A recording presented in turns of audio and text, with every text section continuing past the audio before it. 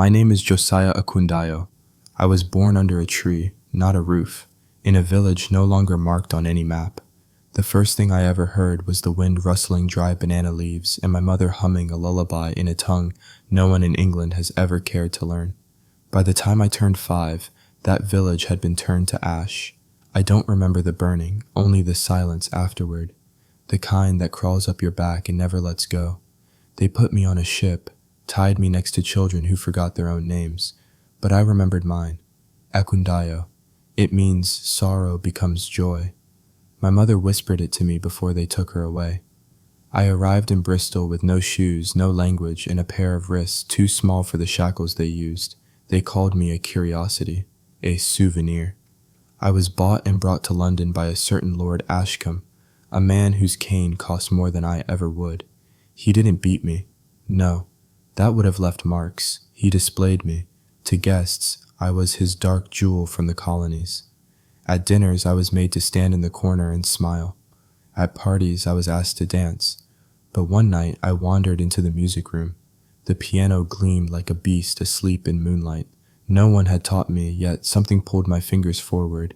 I pressed a key, then another, a chord, and I swear to you, something inside me stirred. Not memory, not training, just recognition, like I had found the sound of my own name.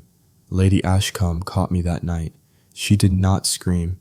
Instead, she leaned against the door and said, "Well, looks like the monkey has a trick."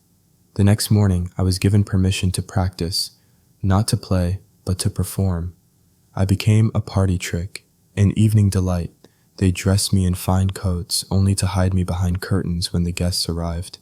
I played Mozart, Beethoven, and later, pieces I began to compose myself. But no one asked about those. There was no place for me in the daylight, so I lived in the dark.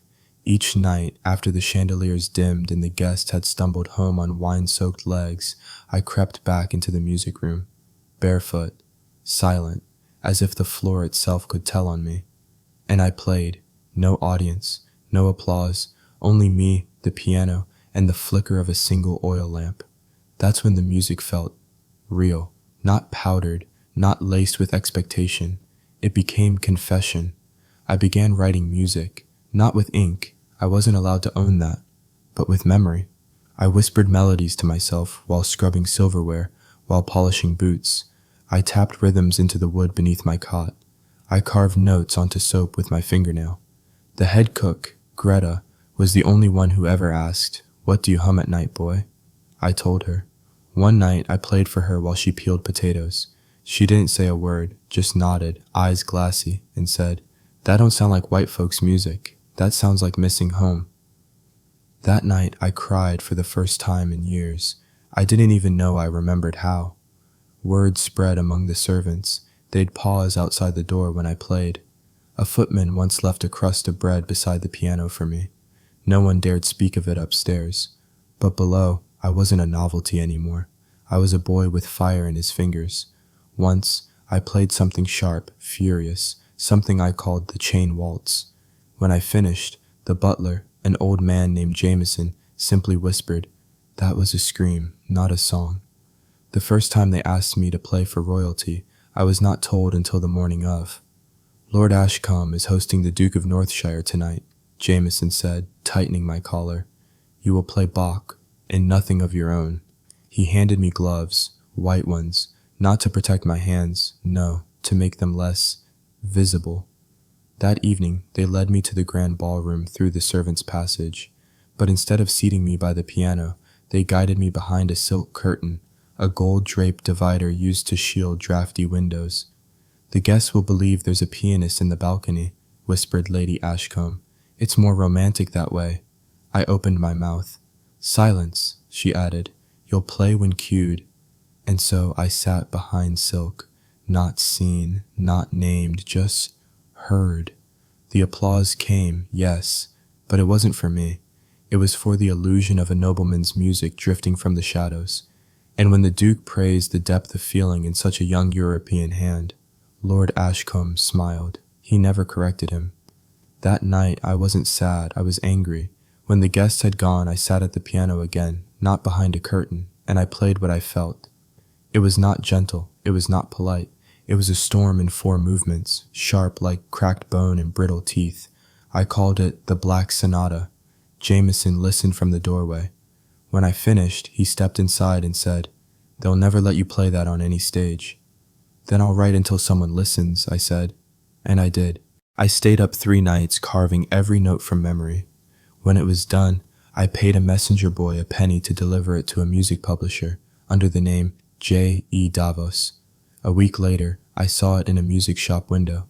No name, no portrait, just the title. Sonata No. 8 in D minor, a work of rare genius. The newspaper praised its raw anguish. The elite asked who had written it. The publisher said, "The composer prefers to remain anonymous." And I laughed, because for once, anonymity was mine to choose. Of course, nothing hidden stays hidden forever. A month later, at a society salon in Mayfair, I heard my own music played back at me, slower, wrong, hollow. Some nobleman's son was fumbling through my Sonata No. 8, and the room clapped anyway. I couldn't bear it. I returned home, found the piano room empty, and played the piece properly, loudly. Lady Ashcombe burst in, livid. "Are you mad?" she hissed. "That music, people are asking about it." "I wrote it," I said. She froze. "Don't be ridiculous." I stood up. "Ask Jameson, ask Greta, ask the scullery boys who heard me play it 10 times. She slapped me, hard, and said, "You are a servant. You are here to obey. You are not an artist." They locked the piano room after that. Lord Ashcombe called me in 2 days later. He offered me a choice. Leave this house quietly, or stay and never touch another key. I left. I slept 3 nights in alleyways, 4 under a church stairwell. The coat they'd once dressed me in for performance had been taken back. I had only my name, and the music still echoing in my fingertips. Then, on the 5th day, a miracle. A letter came. It was from Amélie Rousseau, a mezzo-soprano I had once accompanied secretly during a rehearsal at the Ashcombes' country estate. She wrote, "You play like someone who remembers pain. I am hosting a salon for abolitionist artists. Would you care to join?" I walked to her home the same day. The room was modest, the guests fewer, but the silence when I played was sacred. They did not hide me. They did not correct me. They did not pretend I was someone else. When I finished, the room stood in silence, not out of shock, but respect. Amélie came to me and whispered, "Your chains are not gone, Josiah, but here, you're allowed to rattle them." My first performance with Amélie Rousseau wasn't in a theater. It was in the drawing room of a widowed baroness who lent her home to artists the world had cast aside. There was no stage, no spotlight, just a single chandelier swaying over 30 folding chairs and a piano older than me. And yet, when my fingers met the keys, it felt grander than any ballroom I'd ever hidden behind. We performed sonatas, folk airs, Negro spirituals, my compositions, hers, a duet we wrote together called For Those Who Were Never Seen. The audience didn't whisper about my skin, they whispered about how I played. For a moment I thought the world had shifted, but a week later, the Times published a column titled, "A Voice of Gold Accompanied by a Curiosity." They praised Amélie, her grace, her technique, her lineage. About me they wrote, "A strange figure, perhaps self-taught. His style is unrefined yet fervent." Unrefined, fervent, as if my pain was just decorative. When I entered a music shop, I saw a sheet of my work being sold, still anonymous, still uncredited. When I introduced myself to the shopkeeper, he laughed and said, "Come now, sir. You don't expect me to believe that?" I stopped correcting them after that. I kept playing, kept writing, but never again expected applause to sound like freedom. Years passed. I grew older. My hands, once fire, now trembled at dawn. But the music never left, not once. Even when I had no paper, no piano, no name, I became a teacher, quietly, in back rooms, teaching little boys and girls how to love music the way I loved it. Desperately, recklessly, like it was breath itself. Some of them were like me, the wrong color, the wrong name, from the wrong side of the city. Others were white, but when they sat beside me, none of that mattered. One of my students once asked, "Why don't you play in the Royal Hall, Josiah?" I smiled and said, "Because I'm already playing somewhere, they can't silence me." He didn't understand, but one day he will. I walk with a cane now, not as fine as Lord Ashcombe's. Mine is carved with the notes of my first composition, the chain waltz.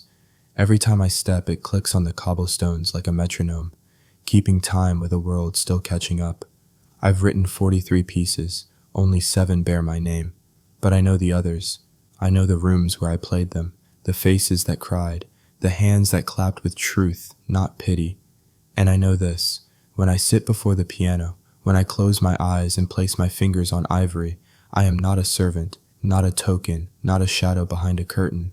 I am Ekundayo, and when the first note rings out, I have never once been in chains.